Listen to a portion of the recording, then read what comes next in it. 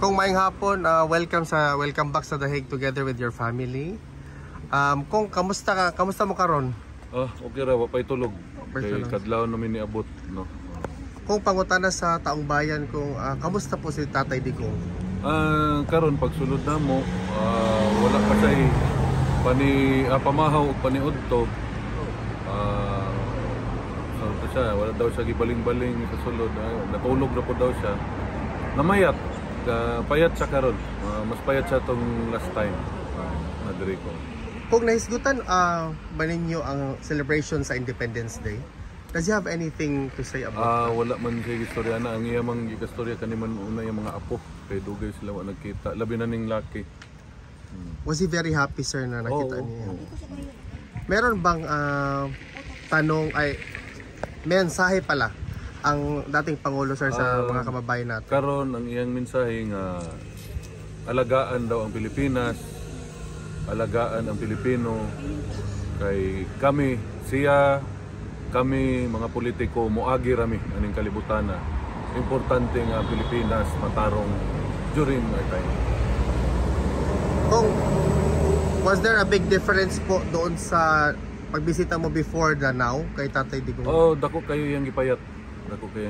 Pero okay man siya. Okay mo storya, sige binuang, sige pagkatawa. Okay man.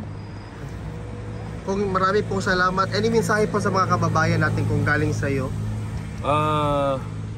Gikan sa ako, dagang salamat kaninyong tanan. Mohangyo ko ninyo nga padayon ang atong pag-ampo para sa kalusugan ni Presidente Rudy. Daghang salamat sa inyo. Maraming salamat, sir. Ma'am, welcome. Salamat. Thank you, sir. Kung maayong hapon, welcome back sa The Hague together with your family. Kung kamusta mo karon? Okay ra, wapay tulog. Kay kadlaw namin niabot, no. Kung pangutana sa taong bayan kung kamusta po si Tatay Digong?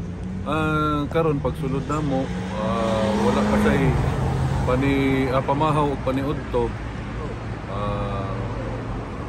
Wala daw siya gibaling-baling sa sulod. Natulog na po daw siya.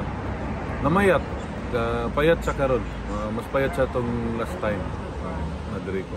Kung nahisgutan ba ninyo ang celebration sa Independence Day, does he have anything to say about Wala man siya istorya na. Ang iyamang istorya kaniman una yung mga apo. Kay dugay sila wa nagkita. Labi na ning laki. Was he very happy, sir, na nakita niya? Meron bang mensahe pala ang dating Pangulo, sir, sa mga kababayan natin? Karon ang iyang mensahe nga alagaan daw ang Pilipinas, alagaan ang Pilipino, kay kami mga politiko moagi rami aning kalibutan na importante nga ang Pilipinas matarong during our time. Was there a big difference po doon sa pagbisita mo before the now kay Tatay Digong? Dako kayo yang gipayat. Pero okay man siya. Okay mo storya, sige binuang, sige pagkatawa. Okay man. Kung marami pong salamat. Any mensahe po sa mga kababayan natin kung galing sa iyo? Gikan sa ako, dagang salamat kaninyong tanan. Mohangyo ko ninyo nga padayon ang atong pag-ampo para sa kalusugan ni Presidente Rudy. Daghang salamat sa inyo. Maraming salamat, sir. Ma'am, welcome. Salamat. Thank you, sir.